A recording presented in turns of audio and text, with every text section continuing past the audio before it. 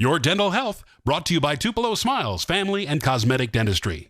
The average American has lost 12 permanent teeth by age 50, but advances in prosthetic dentistry provide effective solutions. Bridges and implants can fill the spaces your natural teeth leave behind, and are often more functional and attractive than the teeth they replace.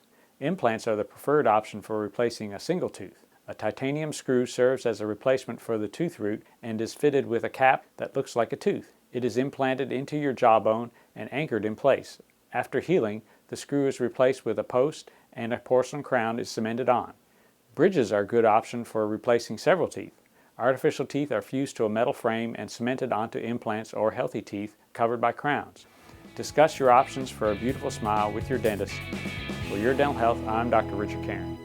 For more information on this topic or to set up an appointment, call Dr. Caron and Dr. Kenny's office at 662-840-1535.